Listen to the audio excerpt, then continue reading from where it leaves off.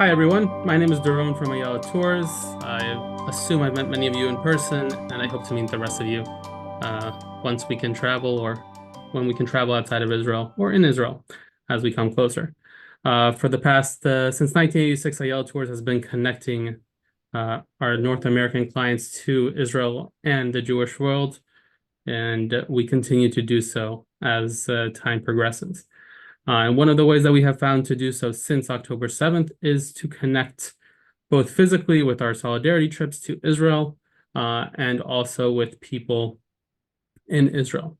Today, we are honored to join the Hostage and Missing Families Forum, and we will hear stories by a number of people who are witnesses, of course. And now I will let Meirav open up and discuss her. But I will say that 3 weeks ago I met you in the hostage family building there, and you moved me so much that I said we have to do one of these Zoom meetings with the organization. So I'm waiting to be there again. So thank you so much, Doron. I remember exactly the delegation that you came with. It was moving, and it is moving because me as a volunteer, I'm volunteering in the forum since the very, very first week that the families founded this NGO. So who does not know, Bring Them Home Now is an NGO founded by the families themselves. It was quite organic and very, I would say, natural that the family members that understood on Saturday noontime or afternoon or evening that they are meant to cope with something that they never, ever, ever, never were trained to deal with. And this is the sad fact that their dear ones are held captive in Gaza Strip by a terrorist group, Hamas. How do you deal with this? So they gathered together from mouth to ear. One family came after the other, and together they founded this amazing foundation, 100% philanthropic, with one objective only: to fight.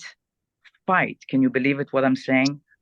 Fight to bring them home as soon as possible. It is a nightmare. Here in Israel, it was always a nightmare, a scenario that one of us could be ever taken hostage by a terror group. It is a fear that it is always somewhere back in our minds, but in such a dimension, with such a plan, nobody ever dreamed to face such a situation. So here I am today, thanks to Doron, and I'm going to do here with you two things.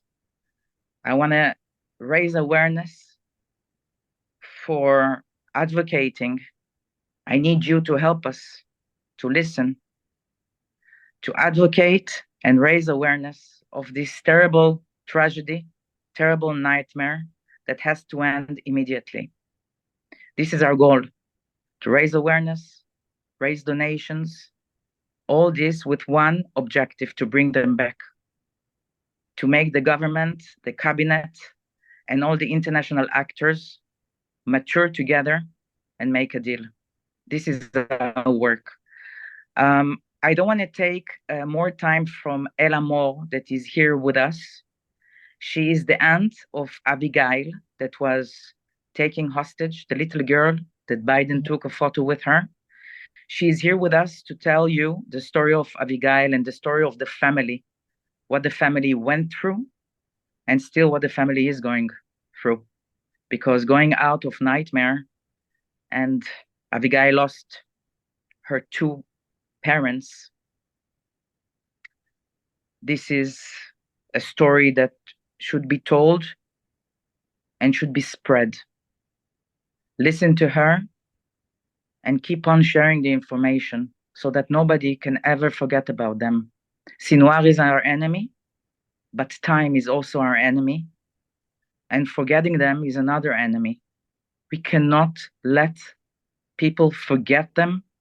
We should advocate and be an echo to the voice of the families. So Ella, please tell the story. Afterwards, we're going to have Professor PhD Dana Pugach that will tell us she's one of the leading member of our legal team, and she's very much involved with the legal action to the ICC that our organization is leading. She will tell you a little bit about this legal action and the right of the victims. And another senior leading volunteer that I invited to join us today is Ambassador Daniel Shek. He is the head of our diplomatic team, and he will tell you all about our efforts on the diplomatic level with the leading state leaders all over the world that visit the families and try to help us and advocate for their immediate release. So let us start with Ella, please. And I hope you will listen carefully, and maybe each one of you could come with an idea how we can contribute to our efforts. We are welcome to maintain contact with each and every one of you afterwards. Okay. Ella? Okay. Thank you. Thank you, everybody. Thank you for being here, and thank you for listening. My name is Ella Moore. I'm the aunt of Abigail Idan. She was a 4-year-old hostage that was taken by Hamas. I'm also the aunt of Michael, that is 9 years old, her brother, and Amalia, she's 6 years old. And I will tell you the story from my point of view, what happened on October 7th and what my family went through. On October 7th, all my family lives in Kibbutz Kfar Aza, in the south. I don't live there. I live near Tel Aviv in Chulon in an agriculture school. And we woke up at 6:30 in the morning because there was an alarm, a rocket alarm, a bomb alarm. It was very, very severe. We woke up and we were terrified because we were bombed very, very severe. It was very hard. We had to run to shelter. And we don't have shelters in our house, so we have to run to a shelter that is underground. So I have to go down to go down, and then I have to run to the field and then go down in the shelter. We ran all the family and all the place where we were living in. We have to wait 10 minutes after you get you have to wait 10 minutes after they stop the bombs, after they stop the alarm, and then we went back home. When we went back home, I called the grandfather of the children, Eitan. Eitan lives in the kibbutz in Kfar Aza. And I knew at that day Eitan was alone at home because Shlomit, the grandmother of the children, she was in Bulgaria in a trip. They took all the elder people to a trip to to give them a little bit of fun. And they took them to Bulgaria, and Eitan couldn't go because he didn't feel good enough to do all the walking, and he was alone at home. So it was 6:45 or maybe 5 minutes before. I called him to ask him, Eitan, how are you? Did you hear that there was an alarm? Because if we had an alarm where I lived, and then in Kfar Aza, they were bombed all the time. So I called him. And he answered the phone, and I told him, Eitan, how are you? Are you okay? Did you go to shelter? And he said, yes. Smadar, that is his daughter, she's the mother of Michael, Amalia, and Abigail. We call her Guli in the home. We don't say Abigail. So if I say Guli, you understand. So I told him, did you go to shelter? He said, yes. I spoke to Smadar, and Smadar called me at 6:30 in the morning and told me, Daddy, go to shelter. There's an alarm, a bomb alarm. And he went to the shelter. So I said, great, Eitan. So everything's okay. You're feeling good? Because I wanted to go back to sleep because it was very early on Saturday morning. And he said, yes, everything's okay. But Michael, this is Abigail's brother, he called me and he told me, Mommy and Daddy are lying down on the floor and they're not answering. So I told him, Eitan, what do you mean? What are they doing on the floor? He said, Ella, I don't know. And he put the phone down on me because he didn't want to tell me what he really heard from Michael. He maybe thought I'm too sensitive to hear the bad news. But I called Smadal's phone because I didn't understand what's she doing on the floor. Why isn't she in shelter? Why is she lying down on the floor? Maybe Eitan is not coherent. Maybe he's not talking. It was not clear what he was saying. So I called Smadal's phone, and Smadal didn't answer the phone. Michael answered the phone, and I told him, Michael, can you please give me mommy? I want to speak to mommy. And he said, I can't. And I told him, Michael, please give me daddy. I want to talk to daddy. And he said, no, you can't. I said, why? Why? Just please, I want to talk to him. I want to understand what's going on. Give me mommy or daddy. And he didn't answer the phone. He didn't answer me. Sorry. And I said, Michal, please, it's not no time for games. Please answer me. I want to speak to your parents. And then Amalia, his sister, she's 6 years old. She shouted, Ella, they killed mommy, and then they killed daddy, and they killed Guli. Everybody's dead. I said, what? Oh, that's no time for jokes. Please, no time. It's not funny. I want to speak to your parents. And she repeated, they killed mommy, and then they killed daddy, and they killed Guli. And I said, who? And she said the terrorist came with a gun, with a weapon, and killed mommy, and then daddy, and then Guli.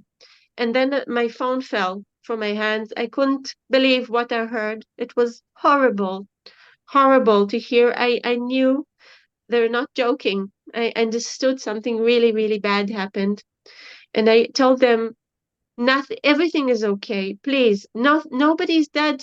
Everything is going to be okay. We're going to fix everything. Maybe they're injured. Maybe they fainted, but nobody's dead. Believe me, everything is going to be okay. Please tell me, where are you? And they told me, we're hiding in a closet. Inside of the room, they have like a yellow children's closet. It's Smadar used to paint it, and they're hiding in a shelf like this big. And they told me we're hiding inside of the closet in a shelf. So I told them, don't move, stay inside, don't open the door.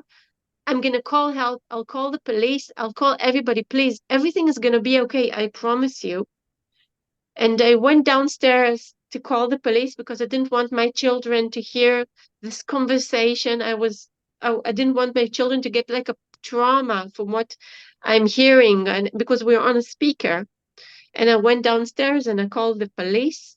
And I called the police and I was calling and calling and calling. I think for long minutes I was calling the police, but there was no police. There was no answer. It was like before 7 o'clock in the morning. I think it was like 6:50 or I don't know, something like that. Before 7 o'clock, there was no police. It was like I felt like I'm inside of an anarchy. It's like a chaos. There is no police, and there are two children inside of a closet that need help, and the parents maybe are injured. They say they're dead, but I can't believe that.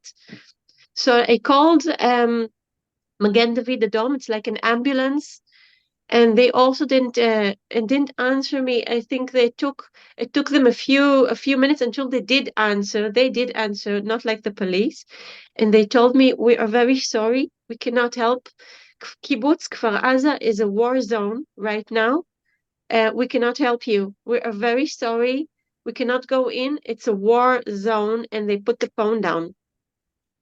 And when they put the phone down, I think I dropped my phone for the second time because I understood I'm totally alone. I was feeling so much sorrow and fear because I didn't know what to do.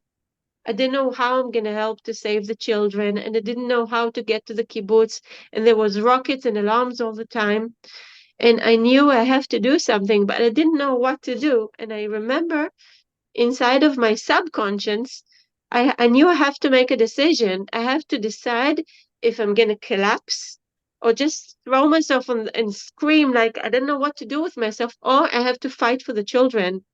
And I remember that I remember myself thinking, and I remember that I'm getting the decision that I have to fight for the children. I cannot leave them, and I cannot leave them like that.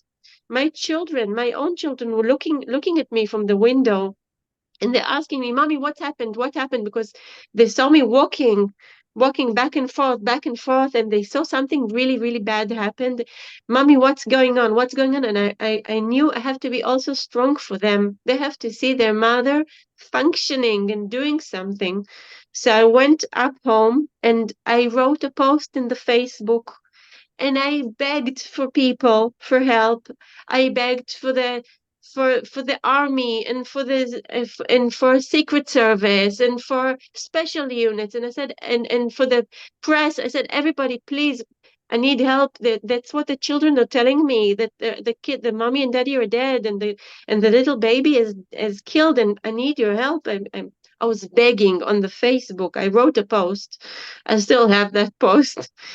And in the beginning, it was 7 o'clock in the morning, or seven past 10 minutes, and people thought I'm a fake news, because people didn't understand what is going on inside of the kibbutz.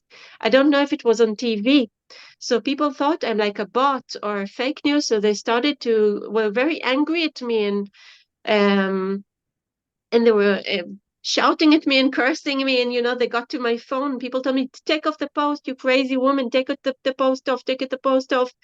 I was never like bullied like in this time, but I decided it's more important to save the kids than to, I just ignored it, and the post was viral.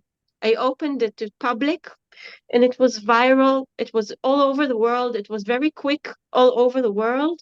And people started to help me. So I started to make like a list of people from the press and from the army. And I sent them Google Maps of the house. And I told them, please save the kids. They're inside of the house, inside of the yellow closet. Go to the yellow closet, knock on the door, tell them. It was hours, and nobody got to the kids. Nobody could get to the kids because there's severe war inside of the kibbutz.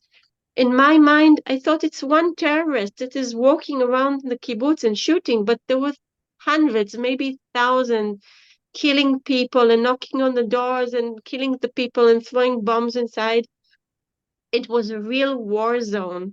So the kids, nobody could reach them, and the army was trying, and people like volunteers were trying to go inside of the kibbutz, but most of them were injured or killed. A lot of people were killed trying to help the kids that day.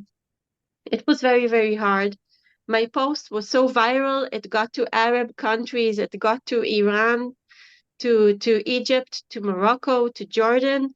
And then I started to get pro-Palestine on my post with terrible videos of our hostages being taken and people getting killed that they photoed and they put it on my post. It was horrible. And then people were begging, please take off your post. And I said, no, don't look. Just don't look what they're writing, because I need the kids to be saved. It took 14 hours until 4 volunteers got inside of the kibbutz and saved those 2 children out of the closet. At that time, we thought Guli, Abigail, was killed, because that's what her siblings saw. The last thing they saw is when the terrorists came inside of the house and they killed them and Smadar, the mommy, inside of the room next to them. And they ran outside for the daddy, and he picked Abigail up in his arms, and the terrorist came and he killed them in front of the children. That's the last thing they saw. And the last thing they saw is the father falling on Abigail, and they thought she's dead, but she wasn't. She's a very, very strong child.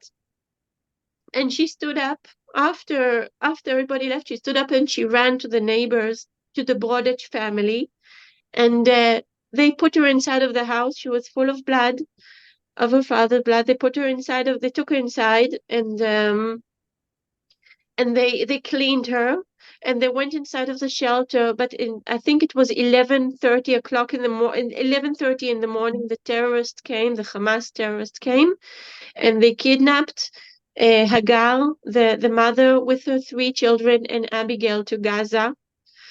We didn't know that. It took us a few days until we could understand and know that she was not killed. She's in Gaza because it was such a chaos in Israel. Nobody knew what is going on.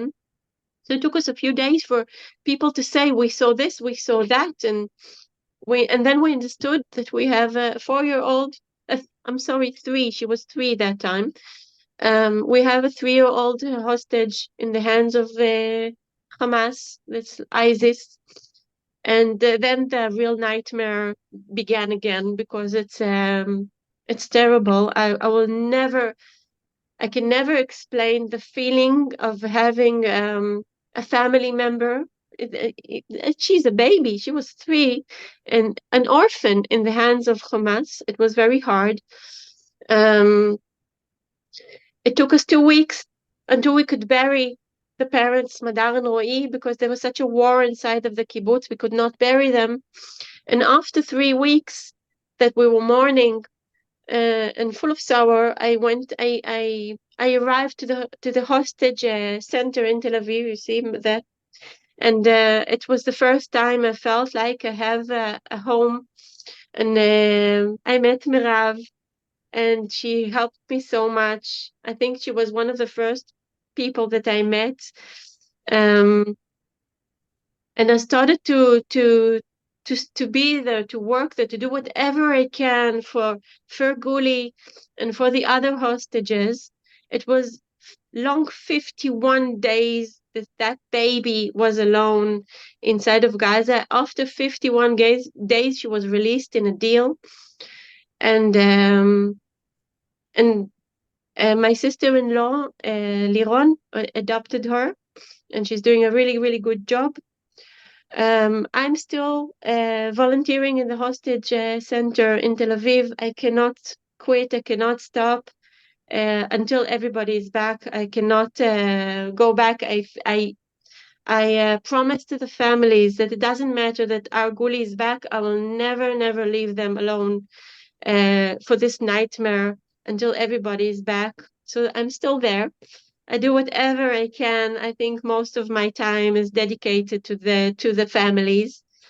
The situation in Israel is very, very complicated right now. We're like in 9 months of a war. Nobody can be really happy here. I know Guli is back, so I can breathe, but I cannot really, really be happy. It's very hard here. Ella, you Thank know you. you're amazing because you see you can tell the story for the end times, and each time I see you being there all over again. Yeah, it's very hard. We are And all there. We are still there. We cannot.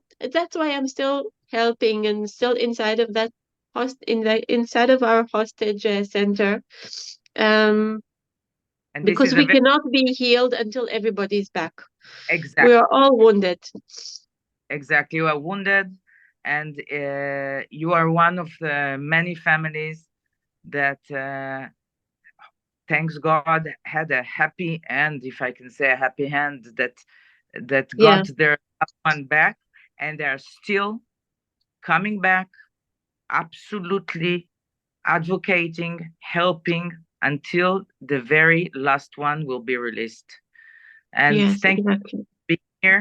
Doron, I think that we're gonna leave the you want, maybe you want to ask one person to ask a question before we give the floor to I think that Ambassador Daniel Shek is already waiting. I think we'll allow questions at the end. Anyone who does have questions, please write them in the אבל queue. אני לא אהיה פה.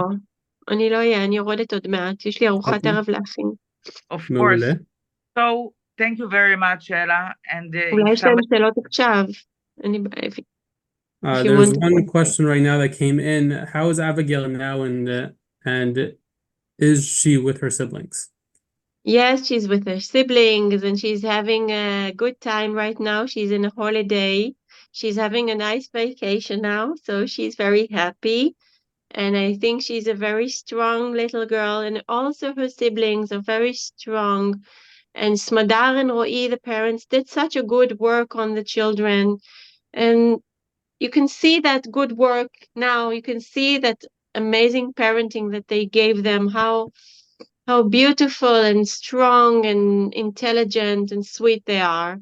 So I'm feeling good about them, so it's okay. The whole family is family of heroes. Yeah, Guli, exactly. They are heroes.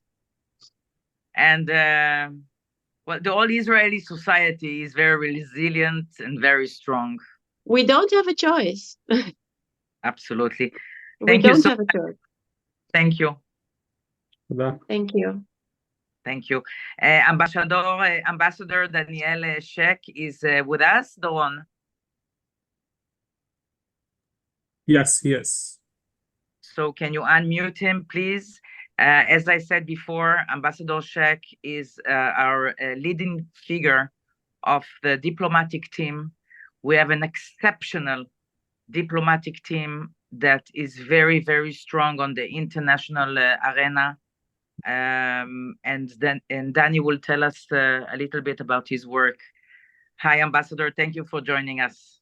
Hello, Meirav. Thank you so much. I mean, I don't know who all the people on this Zoom are, but you are very fortunate to have Meirav as an organizer. It's very difficult to speak after such a story told by the testimonies, but they are so important. They are so important. They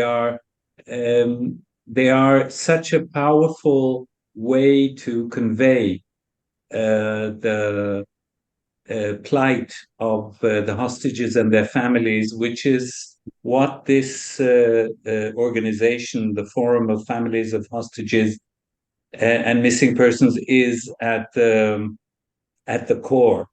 So I'll just say, you understand this is a civil society-based organization, and among the many, many volunteers, there is, from the very beginning, a group of about a dozen former Israeli diplomats. I would add maybe aging former Israeli diplomats like myself. We're all retired. The best. My wife, Emily Moati, who is a former Israeli member of Knesset for the Labour Party and who brought this group together on October 9th, she likes to say that when we're all in a meeting in a room, there are about 500 years of diplomatic experience around the table. And I must say that unfortunately, she's not far from the truth. So I suspect Meirav and others will have told you basically what the forum does. We are more on the advocacy side. I would sum up our role as, generally one of the most important roles of the forum is to be a voice for the hostages who can't use their own voice now. And I sometimes say that the worst enemy of the hostages are obviously their Hamas captors, but the second worst enemy is forgetfulness.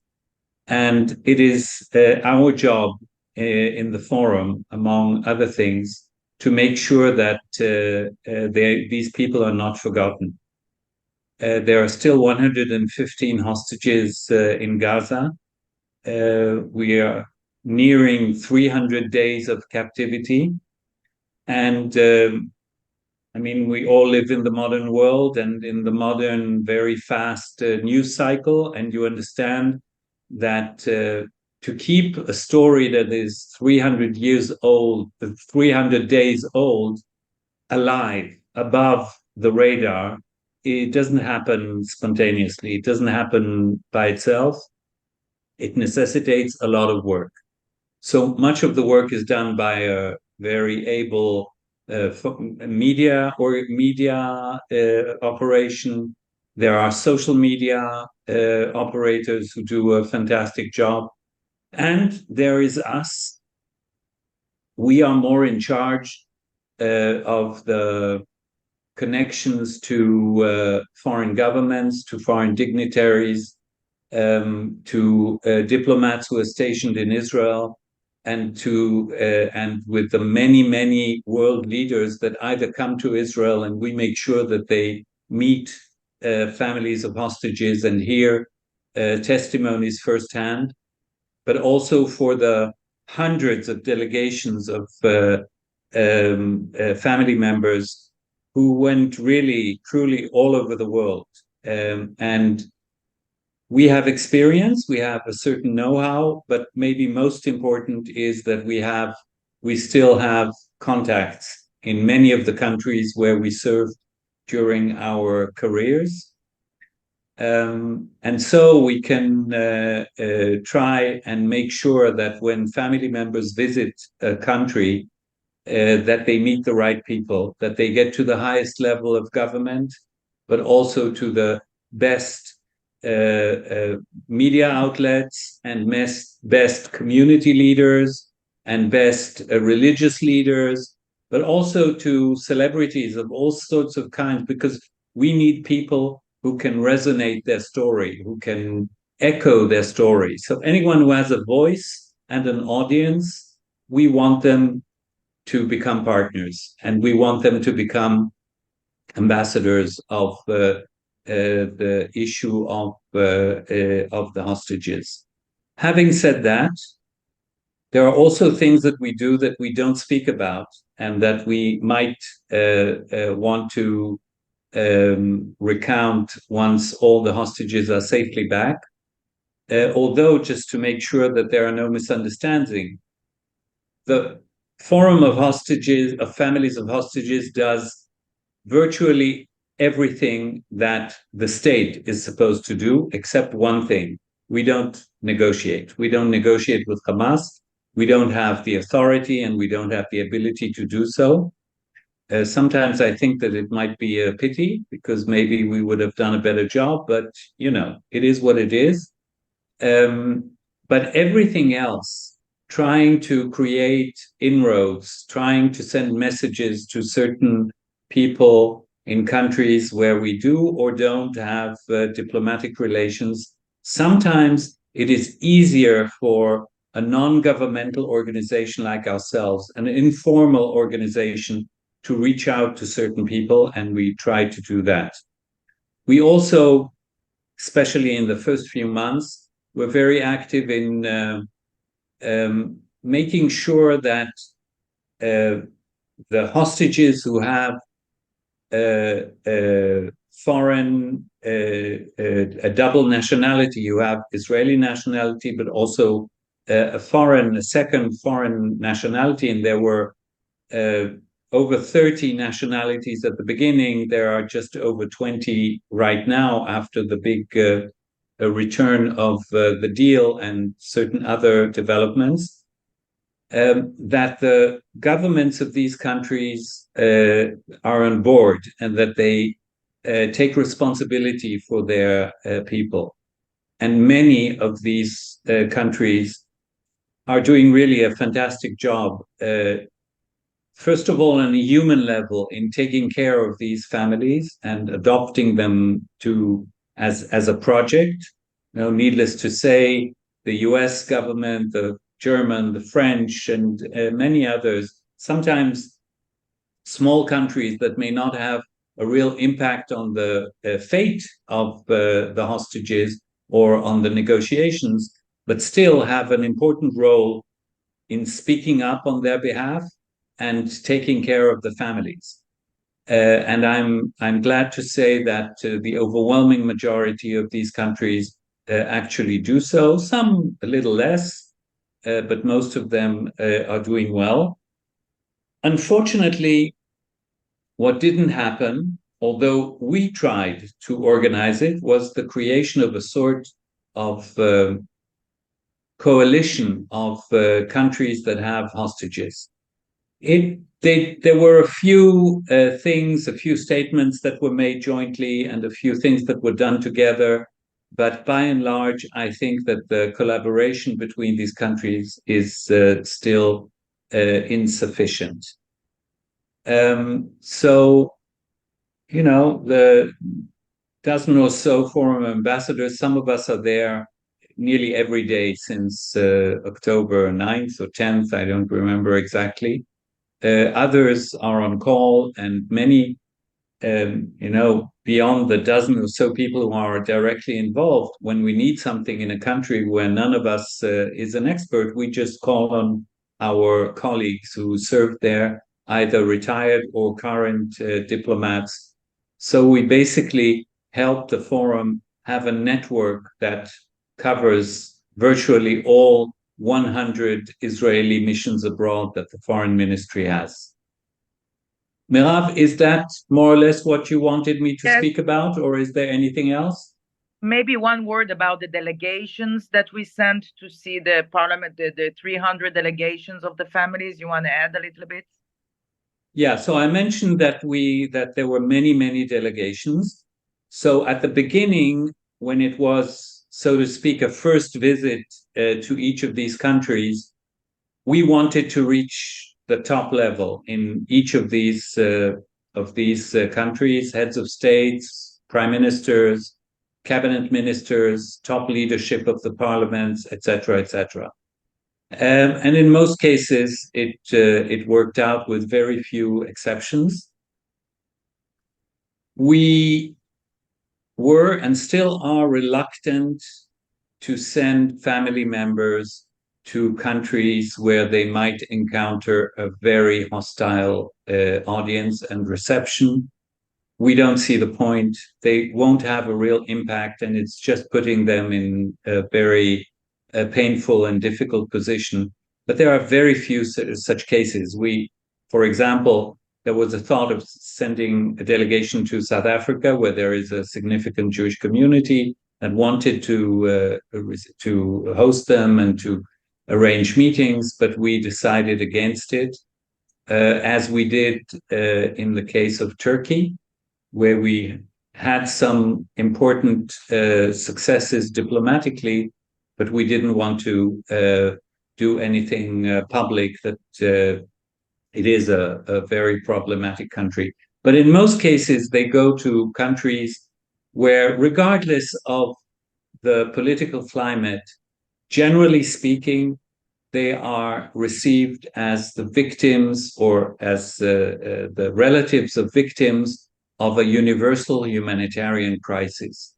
And I often say, and maybe that will be the last word, regardless of where you stand politically in Israel, or regardless of where you stand politically in your own country, and even regardless of where you stand in the conflict between Israelis and Palestinians, the fact that 115 people are held hostage for 300 days is simply not right.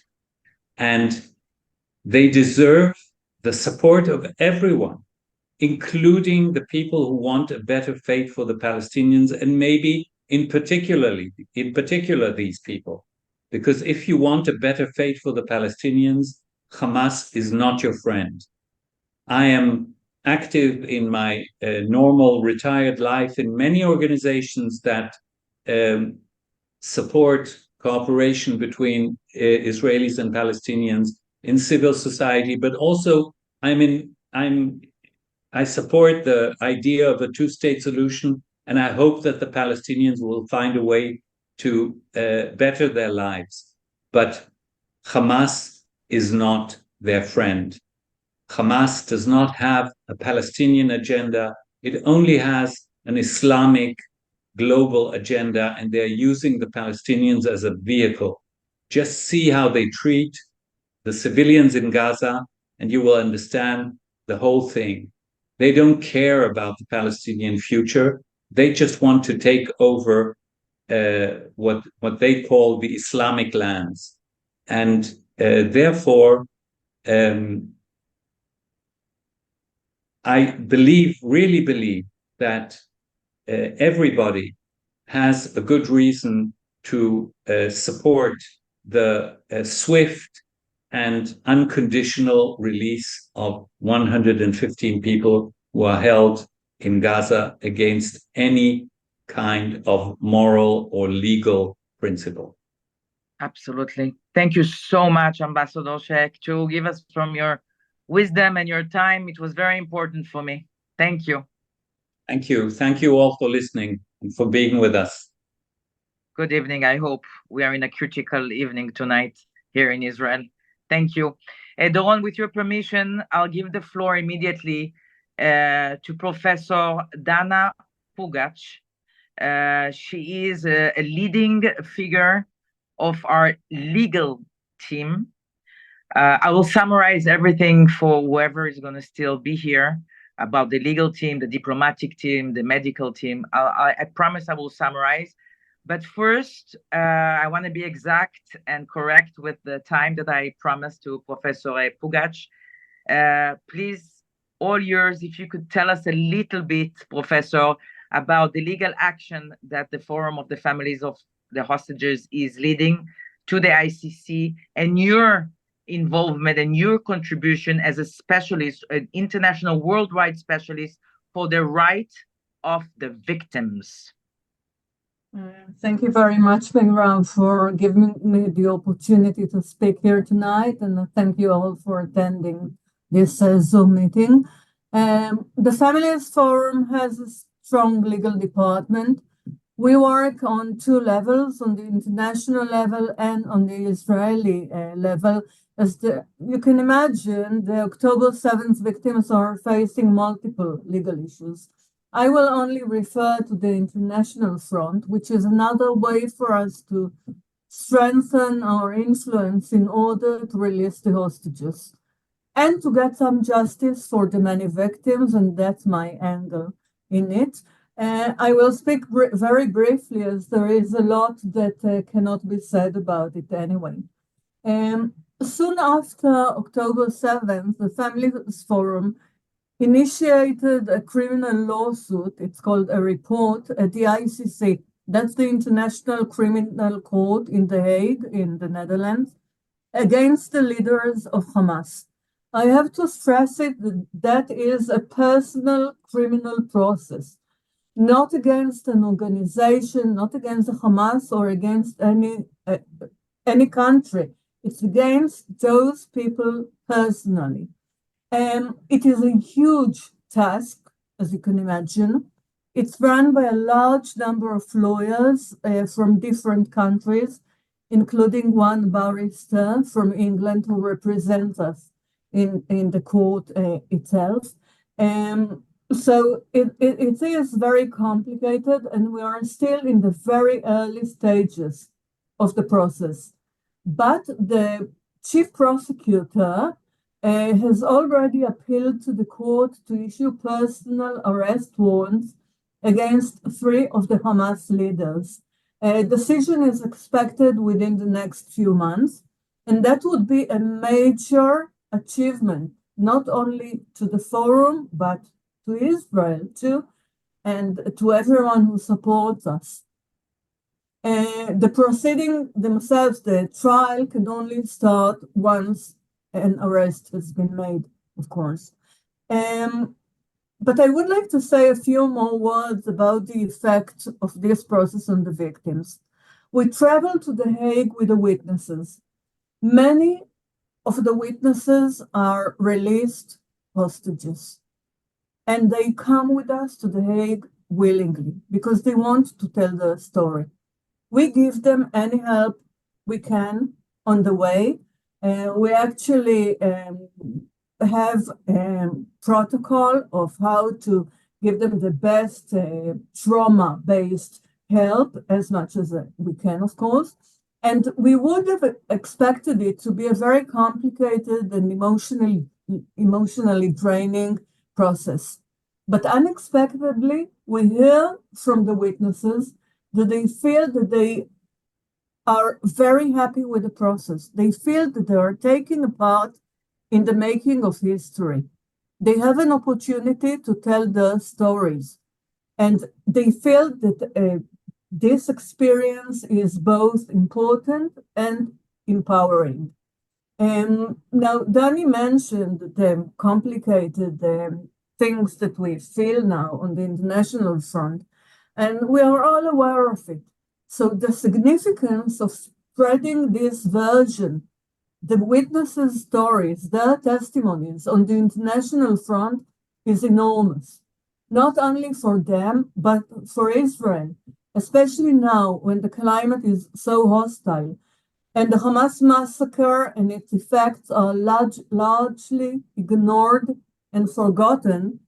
It's particularly important as an answer to the proceedings against Israel. And we hope to be able to continue this process because we feel reassured now that it doesn't harm the victims themselves. On the contrary, it helps them. We call that access to justice. They feel that they can have a sort of a closure, a sort of a justice that can be achieved in their names. So I'll just repeat our hope that we will continue with this process and that we will see the results that we all expect to see quite soon. Amazing, Professor. And I can only add what I tell people when I explain them. I'm not a specialist in law, but the meaning of all this legal action that is led by the families themselves, that finance it all alone because the government of Israel does not recognize the sovereignty of the ICC, and therefore it is a person to person. It is the NGO that is reporting on specific people. The chief, Karim Khan, the chief prosecutor, as you mentioned, listed 3 people, Sinwar, Muhammad Def, that I don't know if he's among us still, and the third one is Anieh, that, as I understood, all the testimonies that we collected at the forum, 1,000 pages of testimonies, that we keep on traveling with the witnesses to The Hague, all this will bring to justice, and that the people around the world will never be able to deny and say, show me a photo of the sexual atrocity or sexual violence. I don't believe it. Show me the proof. So this legal action that is led by us, that, by the way, we finance it, and the estimation is $3.5 million, Doron. $3.5 million, the cost of this action that we, thanks to the donations that we get, among other things that we spend the donation on, we have to finance this to strive for justice. So, Can I just add something, Meirav? Of course. Following from your words, we started with, I think, something like 200 witnesses. And now we have people who request to join us all the time. Even people who have been released quite recently, and their families, they want to join this lawsuit because they feel that they need to support Israel. They need to support the story. The narrative, the Israeli narrative is going, nobody listens to it at the moment. And once there's a decision of the ICC, it will be on the history books. Nobody will be able to ignore it. Not to ignore and not to deny. And so this is another thing that the Forum of the Families is doing, and it's important. It is very important, and it's a long-term project. We're talking about, Professor, correct me if I'm wrong, 5 years panel process, still to go through. At least 5 years, yeah, because firstly, when they need to finish the investigation, it's a very different process to a regular criminal law process. And then they have to make the arrests, and only then the trial will start. If I can compare it to trials that have already taken place, like trials against the Yugoslavian leaders, it has taken 10 years. So thank you very much. And I just want to tell to your people that are listening to us, I saw in my own eyes how Professor Pugach is training the professionals that are flying together with the witnesses, how she trains them to understand the sensibility of those moments, the legal rights that the victim have, what they can be asked, what they have the right to do, how many times, how many hours they can be under investigation, where they could cancel their investigation. What I'm trying to tell you is that there's so much work around this justice that we're trying to do, so much work, and Professor Pugach is leading it, and I'm very proud of her, and this is huge for us. Thank you. Thank you very much, and thanks everybody. It's very important for us that the world would know about it. Thank you, Professor. Good evening. I hope we will be quiet and calm here in Israel. Thank you. Thank you very much.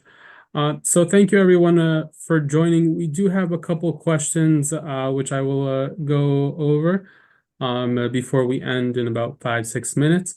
Just before we do ask those questions, I will say that coming to the Hostage Center itself in Israel, meeting Meirav in person and Ella, last time I was there was a very emotional moment.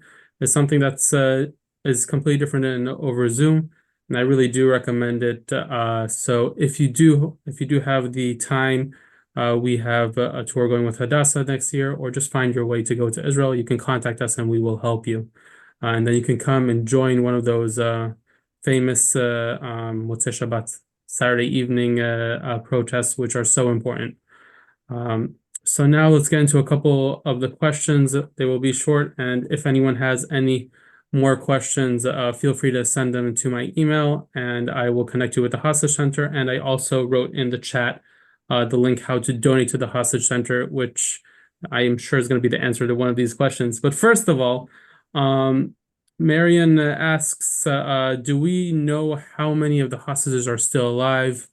And what are their state? What is their state? Look, even if somebody knows, I think that there are some aspects that should be kept quiet. I mean, I don't want to answer this question if we know, if we don't know, how many. This is not something I'm authorized to talk about. We can say one thing, Meirav. We know that at least 13 hostages have been killed since the last since the last deal. And that's the thing that we should all remember, that a deal is the only way to achieve it now, to keep them alive, those who are still alive. So along that same question, do you believe that a deal is imminent? Will be coming soon? Well, we hope for this, you know, that's what we work for. We work for this. We also hope that Bibi will open his speech in the Congress with one sentence. I announce you there we got to a deal. I mean, that's what we hope for. Every night I go to sleep, every night, I hope I'll get up in the morning with the announcement that we reached the deal. There is no other way to bring them back. No other way. And there are many considerations. Some are politics, some are not politics, but a deal is the only thing that we are hoping for all the time.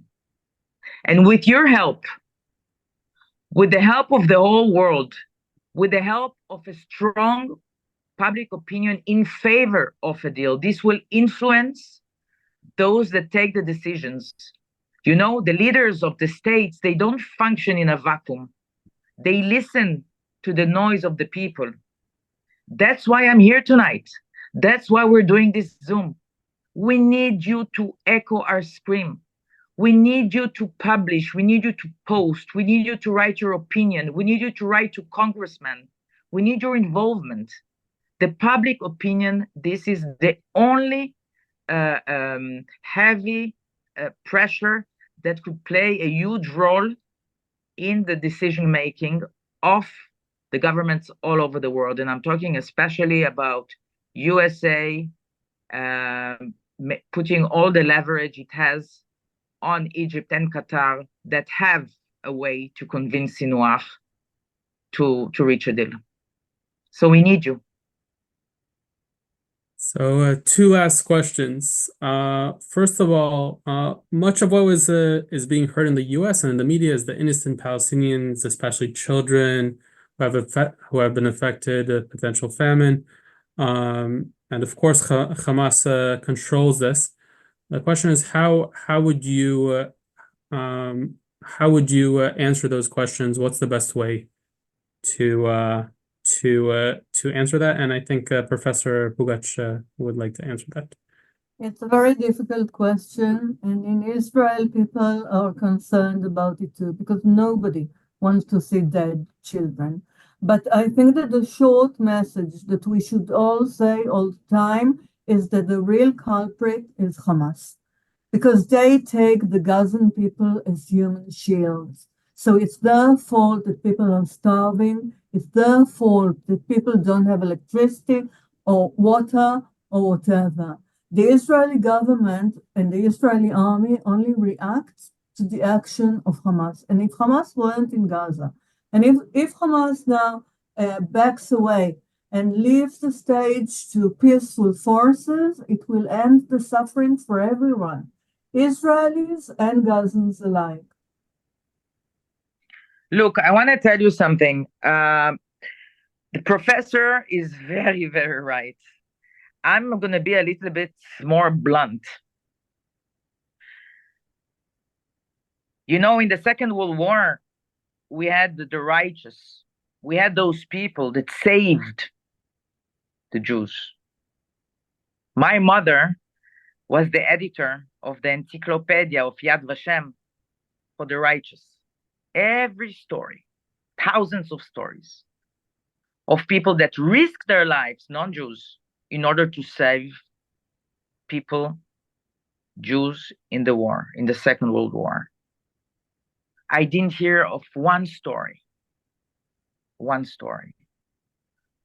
of a civilian from Gaza that saved, that cooperated, and gave back one of the hostages.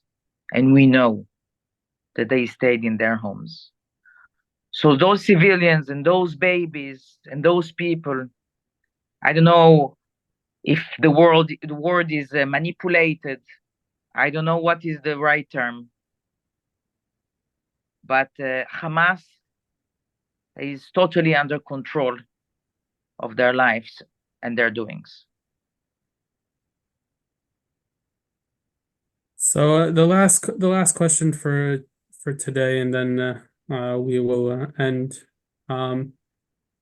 This organization is a very important one and is doing literally God's work. How can we help? How can we help the organization? How can we help it join? Are there any activities within the U.S.? Absolutely. First, we have a rep office in of the hostages of the Forum of the Hostages in New York. We have also now, we're starting very strong to appear in LA. And for sure, I know it sounds banal, but the donations with money, it helps us continue and execute and make all our activities. You know, the media, the communications, the rallies that you mentioned on Saturday night in the Hostages Square, all these cost us so much money. Sending the delegations to advocate all around the world, this costs money. You can help by donating. I know you're going to publish the link of the donation, Doron, and I'm grateful for this. So first, we need donations. Second, as I said, to talk with your neighbors, talk at school, initiate Zooms like this, you know, write to us, write to congressmen, Write an article to the newspaper. Don't sit in silence. Don't sit and stay silent. Thank you. Very, very difficult Zoom to be in, but very important one at all. We at Ayelet Tours will be sending everyone an email who registered for this webinar of the recording. Please do feel free to send them out. Please feel obligated to send it out to everyone.